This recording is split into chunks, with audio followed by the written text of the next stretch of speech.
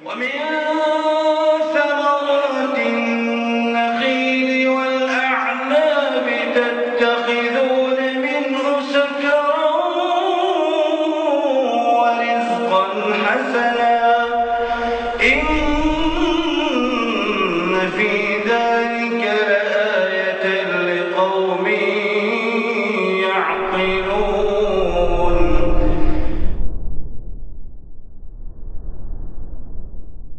Bismillahirrahmanirrahim. Alhamdulillahirabbil alamin wassalatu wassalamu ala asyrafil anbiya'i wal mursalin sayyidina Muhammadin wa ala alihi wa sahbihi ajma'in, amma ba'du. Qala al-mu'allif rahimahullahu ta'ala fi kitabih bab ta'limir rajuli amatahu wa ahlah. Hadatsana Muhammad bin Salam qala hadatsana al-Muharibi qala hadatsana Shalih ibn Hayyan qala Amir asy-Sya'bi hadatsani Abu Burdah an abihi qala Rasulullah sallallahu alaihi wasallam. Teksnya dapat enggak? Tak, Hasan. Qala Rasulullah sallallahu alaihi wasallam, thalathatun lahum ajran, rajulun min ahli alkitabi amana bi nabiyhi wa amana bi Muhammadin sallallahu alaihi wasallam, wal 'abdul mamluku idza adda haqqallahi ta'ala wa haqqa mawalih, wa rajulun kanat 'indahu amatun fa'addabaha fa ahsana ta'dibaha wa 'allamaha fa ahsana ta'limaha thumma a'taqaha fatazawwajaha falahu ajran. Ahsant. Bismillahirrahmanirrahim. Alhamdulillahirabbil alamin wassalatu wassalamu ala sayyidil mursalin wa ala alihi wa sahbihi ajma'in. Amma ba'd. Qala al-Imam al-Bukhari rahimahullah fi sahihihi babun ta'limur rajuli amatahu wa ahlah. Atau bisa juga babu ta'limir rajuli amatahu wa ahlah.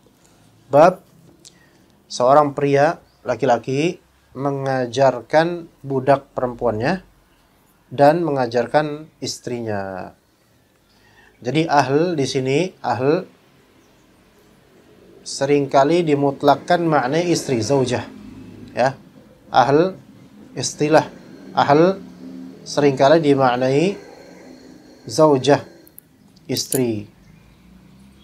Jadi laki-laki mengajarkan budak perempuannya dan istrinya.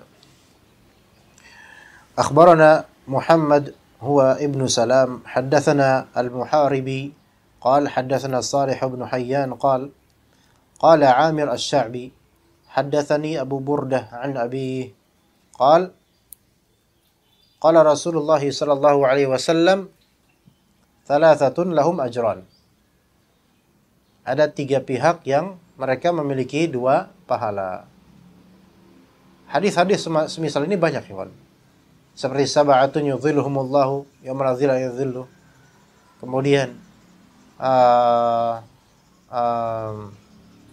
idza mata ibnu adam in qata'a 'amaluhu illa min thalath. Ya. Dan seterusnya. Ini ada yang namanya adad. Adad itu bilangan. Dan para ulama usuliyun, para ahli usul fikih, mereka mengatakan al-adadu la mafhumalah. Al-adadu la mafhumalah. Bilangan itu tidak ada mafhumnya. Artinya ketika disebutkan bilangan-bilangan semisal ini, itu tidak berarti hasr. Tidak difahami sebagai hasr, yaitu pembatasan. Thalathatun lahum ajran. Ada tiga pihak yang mereka akan mendapatkan dua ganjaran. Itu tidak berarti bahwasanya selain dari tiga pihak ini enggak dapat dua ganjaran. Enggak seperti itu mafhumnya. Melainkan Rasulullah SAW menyebutkan saja tiga yang mungkin ada pihak-pihak lain selain tiga ini yang bisa mendapatkan dua ganjaran dalam beramal. Ya, thalathatun lahum ajran. Ada tiga pihak yang mereka akan mendapatkan ganjaran, dua ganjaran. Yang pertama, rajulun min ahlil kitabi amana bi nabiyhi wa amana bi Muhammadin sallallahu alaihi wasallam. Seorang pria, manusia dari kalangan ahlul kitab yang dia beriman kepada nabinya dan beriman kepada Nabi Muhammad sallallahu alaihi wasallam. Arti maksudnya apa? Dia ahlul kitab tadinya, terus masuk Islam. Nah, iskal kemudian para ulama mereka berbeda pendapat. Maksud dari ahli kitab di sini siapa? Nah, maksud dari ahli kitab di sini. Aslinya maksud ahli kitab siapa? Yahudi dan Nasara. Tapi para ulama berselisih untuk hadis ini. Rajulun min ahli kitabi yu'min amana bi nabiyhi wa amana bi Muhammad sallallahu alaihi wasallam. Berarti mendapatkan dua ganjaran karena beriman kepada nabinya dia dan beriman kepada Nabi Muhammad sallallahu alaihi wasallam. Sebagian ulama mengatakan kita kembalikan makna ahli kitab ini kepada Yahudi Nasara. Maka orang Yahudi yang beriman kepada Nabi Muhammad dia dapat dua ganjaran.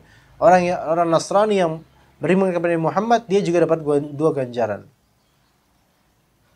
Karena mereka beriman kepada nabi mereka terlebih dahulu. Sebagian ulama lainnya mengatakan bahwasanya ahli kitab dalam hadis ini, rajulun min ahli kitab, hanya khusus untuk Nasara. Hanya khusus untuk Nasara. Kenapa begitu?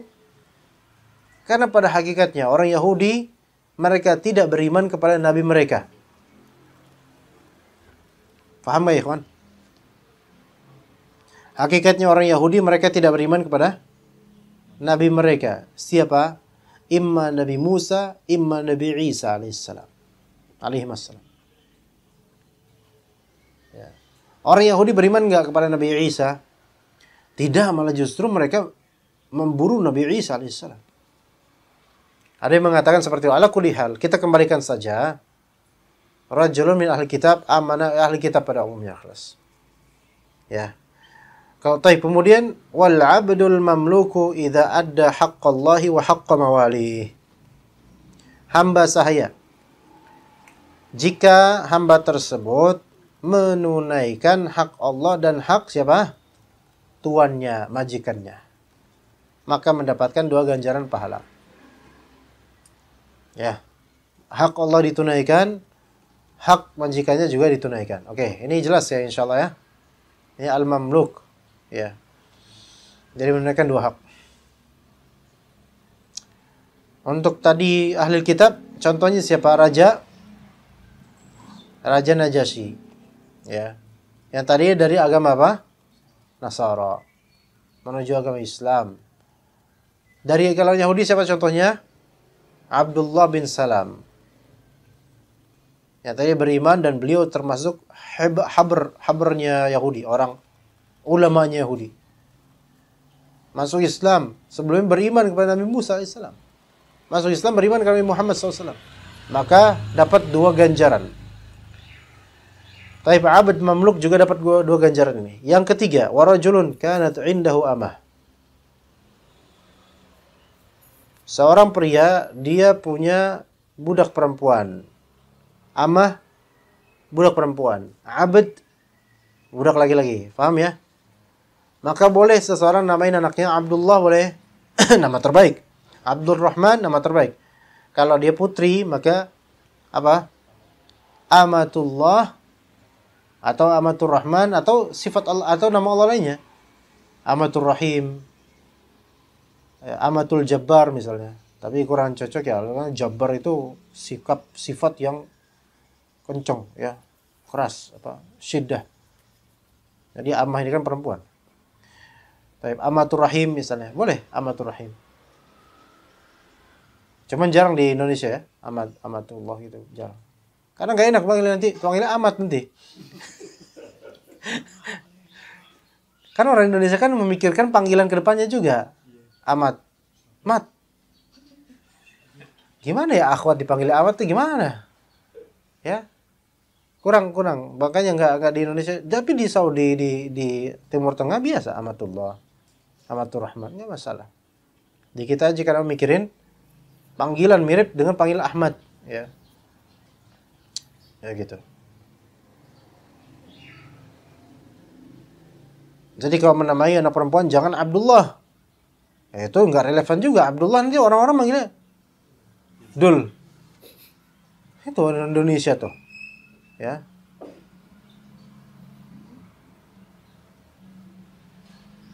Dalam hadis Nabi SAW, hadis tentang doa kesedihan.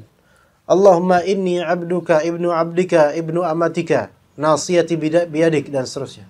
Ibnu amatika, saya anaknya hamba perempuanmu, yaitu ibu saya. Ya kan? Boleh nggak kemudian seorang perempuan mengganti doa tersebut? Allahumma inni abduka, ibnu abdika, ibnu amatika. Allahumma inni abduka, kata dalam hadis ya. Boleh nggak perempuan itu? Allahumma inni amatuka. Boleh nggak? Sebaiknya jangan. Karena dalam konteks seperti ini, perempuan ini tetaplah abd. Jadi abd di sini ada dua makna ya, kan? Bukan dua makna, dua konteks lah. Imma abd khusus laki-laki, dan perlu ada tandanya itu amah ya. Atau abd di sini yaitu hamba seluruhnya. Karena seluruh manusia dan jin dan malaikat seluruhnya apa? Abd, hamba. Maka boleh. Maka sebaiknya dia bilang Allahumma inni abduka ya. Iya. Tapi ketika Allahumma inni abduka, ibnu abdika, ibnu amatika, boleh dia ubah ibnnya, boleh. Karena dia hakikat perempuan. Ibn tidak ada yang perempuan. Abad boleh dia mengatakan perempuan, enggak salah. Maka Allahumma inni abduka bintu abdika bintu amatika. Karena dia perempuan. Ya. Pernah dengar doa itu, ikhwan? Doa kesedihan itu. Doa yang Masya Allah. Taib. Kemudian warajulun kanat indahu amah. Jadi dia punya apa? Budak perempuan. Dan seorang yang hur, merdeka, sebaiknya tidak menikah dengan tidak menikah dengan budak perempuan. Jangan, kalau bisa jangan. Kecuali kalau apa? Kecuali kalau memang tidak bisa menikah dengan perempuan merdeka karena kurang duit dan semisalnya, maka tafadhol menikah dengan budak perempuan. Itu ada di surat An-Nisa. Anda pernah bahas di tafsir Al-Aisar. Taib.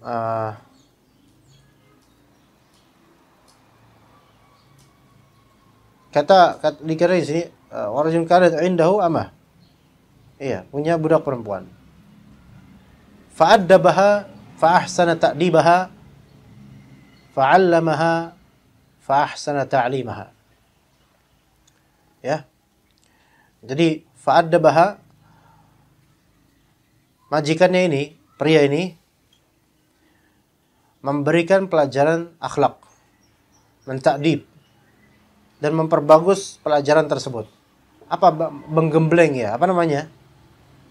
Mengajarkan akhlak itu apa ikhwan namanya? Mendidik lah. Mendidik ya, benar ya? Ya, mendidiknya dengan pendidikan yang baik. Wa 'allamaha fa ahsana ta'limaha. Dan mengajarinya dengan sebagus-bagus pengajaran. Thumma a'taqaha fatazawwajaha. Kemudian a'taqaha, membebaskan budaknya. Membebaskannya. Dan menikah dengannya. Maka dapat berapa ajar? Ajran. 2 ajar. Ajar apa ikhwan? Sebenarnya ajarnya banyak ini sebenarnya. Ya, ajar pengajaran. Terus ajar dari i'taq, membebaskan budak tuh punya ajar juga. Kemudian ajar dari zawaj. 3 sebenarnya. Tapi sebenarnya i'taq di sini, atau sepertinya yang lebih ditekankan di sini adalah ta'lim dan zawaj. Ta'lim dan zawaj. Nah, antum lihat judul babnya. Bab ta'limir rajuli amatahu wa ahlah. Hadis ini ya, atau judul bab ini fokus di ta'limnya. Karena kita boleh ilmu. Maka mengajarkan amah, budak perempuan. Kemudian ditambahkan oleh Al-Bukhari dalam judul babnya wa ahlahu, yaitu istri. Mengajarkan istri. Taib, mana di hadis ini yang konteksnya mengajarkan istri? Mana di kalimat mana yang menunjukkan dianjurkannya mengajarkan istri dalam kalimat yang jelas gitu, ada nggak? Ada nggak ya, ikhwan? Tidak ada. Yang ada konteks mengajarkan apa? Budak perempuan. Nah, taib. Lalu kenapa Imam Bukhari menyebutkan dalam babnya ahlahu? Istri, ahl di sini istri. Kenapa? Karena qiyas aulawi namanya. Namanya apa? Qiyas aulawi. Ya alwi ya. Qiyas aulawi. Jam 10 kerja ya.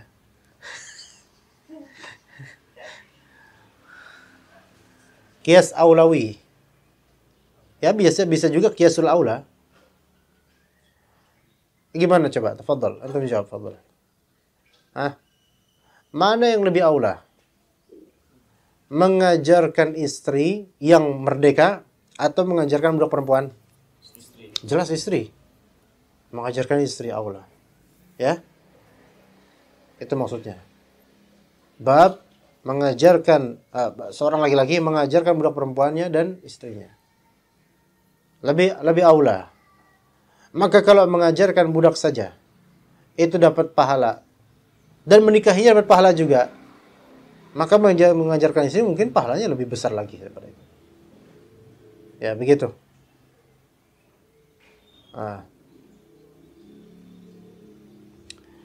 Dan kata Syekh Utsaimin rahimahullah, ibrahnya di sini ikhwan, kalau memang Nabi SAW mengatakan falahu ajran, itu 2 ajran. Ibrahnya bukan di al-kam, tetapi di al-kaif. Ibrahnya tetap di al-kam, ibrahnya tetap bukanlah di al-kam, patok 2 gitu aja, tapi kaifiyah, bil kaif. Karena barangkali ada seseorang dijanjikan oleh Allah dan Rasulnya akan dapat 2 ganjaran untuk amalan ini.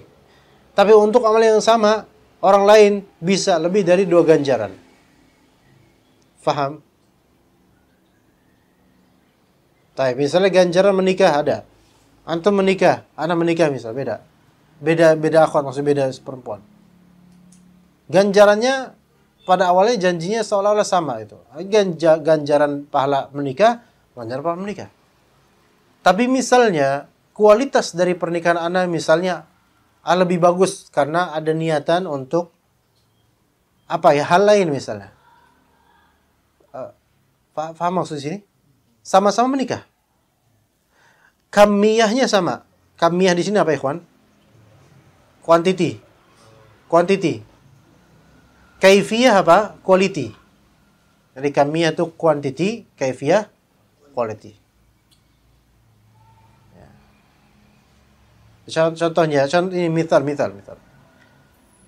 Jika antum menikah, Anda juga mau menikah. Taib. Bukan berarti antum menikah sama enggak ini. Beda. Yang dinikahi antum misalnya di istri kedua menikah dengan seorang perawan dan itu susah. Atau sama-sama menikah dengan janda lah, susah. Mereka dengan janda. Tapi janda ini tidak punya anak. Taib, Anda menikah dengan janda yang punya anak. Taib, ya.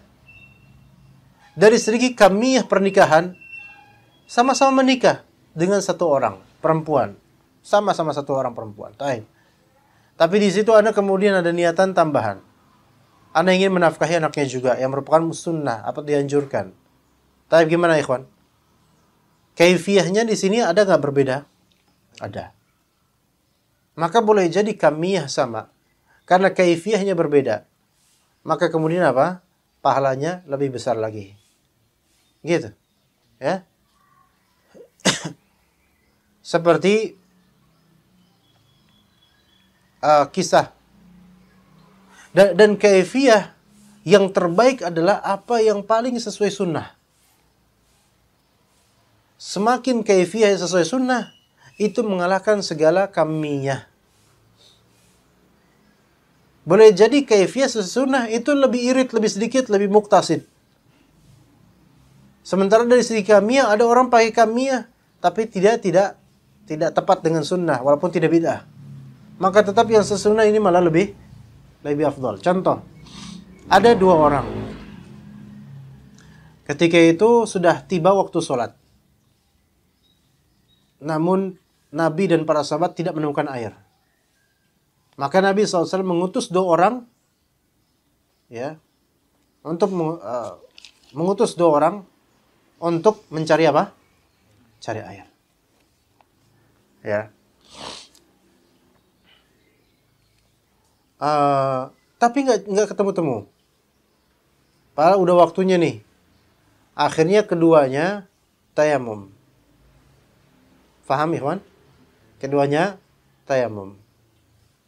Tayamum, terus dua-duanya sholat. Nah, selesai sholat, kedua-duanya ketemu air. Paham nggak? Yang pertama, sahabat yang A, akhirnya dia wudhu lagi. Tadi kan udah tayamum sholat, dia wudhu sekarang dan mengulang sholatnya. Ngerti? Sahabat yang B tidak mengulang sholatnya. Oke?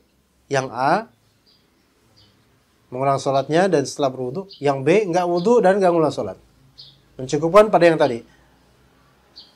Maka ketika sampai pada Nabi SAW hal ini, Nabi berkata kepada sahabat yang A, yang wudu dan mengulang sholat, lakal ajru marrotain. Kamu dapat berapa ganjaran? 2 ganjaran karena 2 kali sholat. Berdasarkan ijtihad.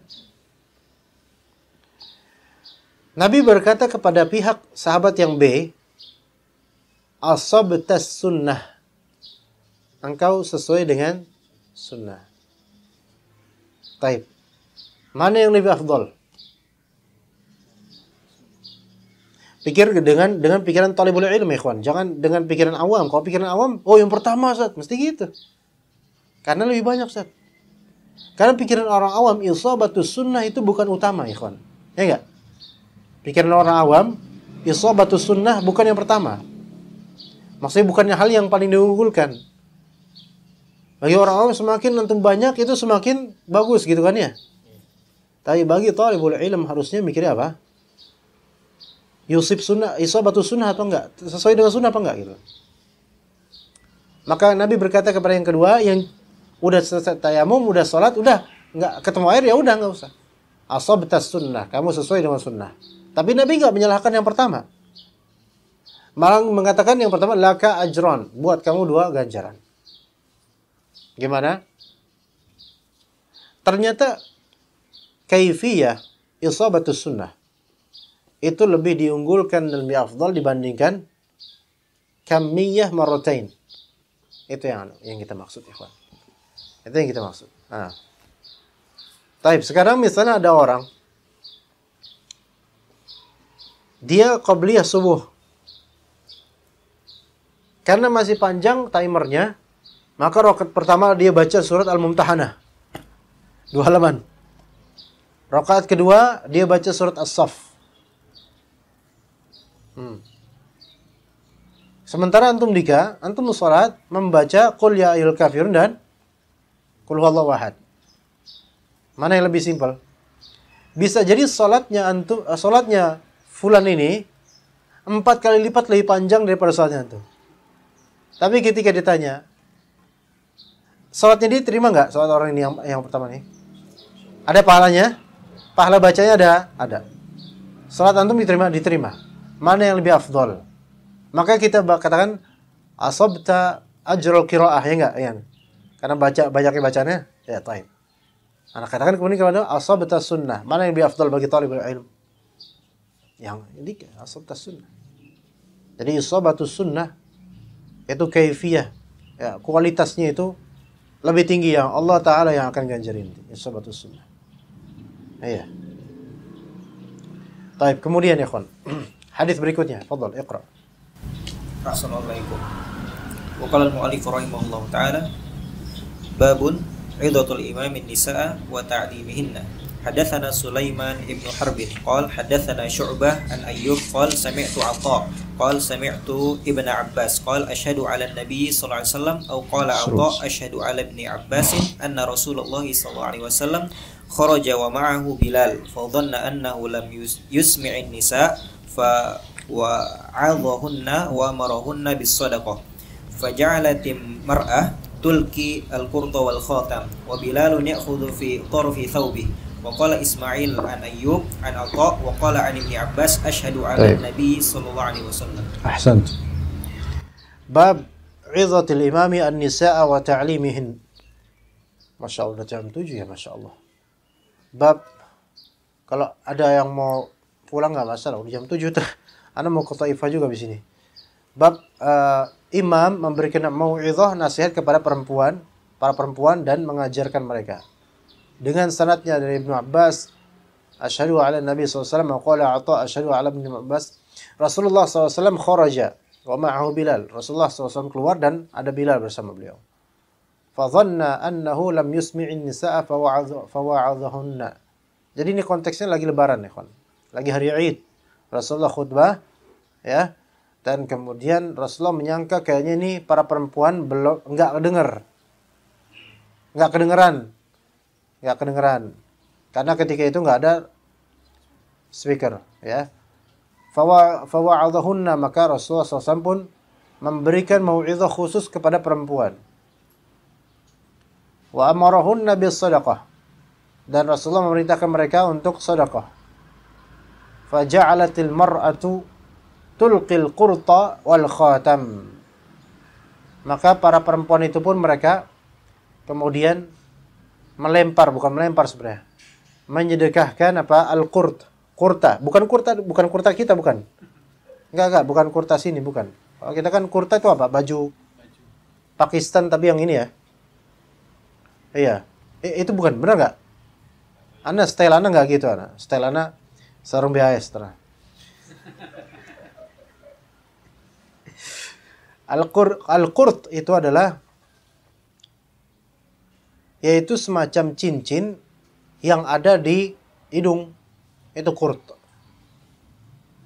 Ya. Itu qurt. Dan boleh perempuan pakai itu. Kalau antum jangan. Ya. Cukup kebo aja yang digituin, antum jangan. Ya. Tulqil qurta wal khatam. Antum jangan marah lah. Tapi kalau mau pulang sih pulang aja. Jadi para perempuan itu kemudian bersedekah dengan apa? Perhiasan mereka. Dan wallahu alam ini menunjukkan bahwasanya kala itu perempuan pada bercadar. Faham gak maksudnya? Karena tidak mungkin mereka para nisa sahabiyat, mereka dalam konteks sholat Id pakai ini dan terbuka, boleh nggak? Ini kan perhiasan, haram ya kawan. Paham nggak maksudnya? Haram. Ini menunjukkan mereka pada saat itu bercadar, tertutup mukanya. Jadi kalau misalnya antum punya istri bercadar dan ditindik ya, apa namanya? Tindik ya. Terus pakai apa? Kort itu. Boleh nggak jalan ke pasar pakai itu? Boleh selama tertutup, ya nggak? Wala yubnina zinatahunna. Jangan tampakkan perhiasannya di depan orang-orang. Tapi ini nggak tampak. Nah, gitu ya. Wal khatam, kemudian khatam. Ya. Dikasih. Wa Bilalun ya'khudhu fi tarafi thawbih. Nah, Bilal kemudian mengambilnya di ujung pakai bajunya, dikumpulin gitu. Ngerti nggak? Dikumpulin sama Bilal. Bukan Bilal motong ujung baju terus disedekahin, enggak gitu itu. Ngapain? Ya. Nah itu. Nah, faedah dari hadis ini apa? Seorang imam hendaknya memberikan mau'izah pada perempuan, pada ummahat, nisa. Dan betapa nasihat imam, nasihat ulama, nasihat ustaz itu biasanya lebih berbekas pada ummahat dan nisa dibandingkan nasihat dari suaminya. Betul nggak? Pertama, karena ustaz biasanya netral, pihak ketiga ya. Bukan setan maksudnya, pihak ketiga ini netral ya. Iya. Kedua, biasanya perempuan itu tahu aib-aib suaminya sehingga apa? Nggak mau dengerin. Iya. Insya Allah di sini nggak gitu. Insya Allah. Jangan ketawa dong. Kan ngebongkar aib sendiri kalau antum kayak gitu. Ana tuh udah tahan supaya antum tuh nggak ketawa. Karena dengan antum ketawa antum membocorkan keluarga antum sendiri. Jangan. Ya. Kemudian faedah lainnya adalah, ya, ini faedah yang bagus ini, kawan.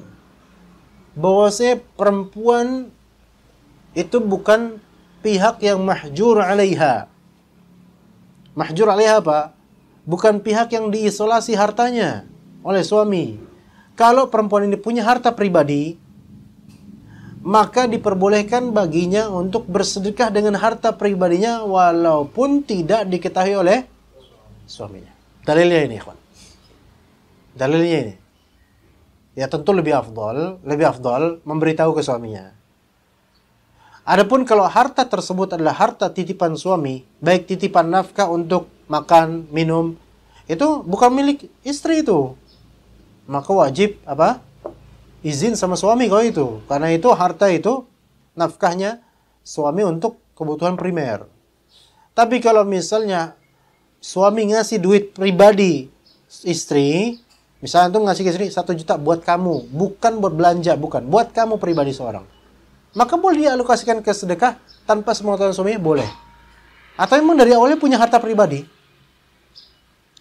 Misalnya maharnya itu cincin, ya, dipakai sama istri cincin. Suatu ketika istri itu kemudian sedekah ke orang cincin itu, boleh nggak? Hak dia. Ya cuman janganlah, itu kan mahar. Jadi kayaknya nggak ini banget ya. Ya seperti itu faedahnya, kawan. Itu faedahnya. Jadi jangan kita ini sebagai suami ngamuk, marah kepada istri yang kenapa itu mobil? Masya Allah. Kok bisa gitu? Allah musta'an.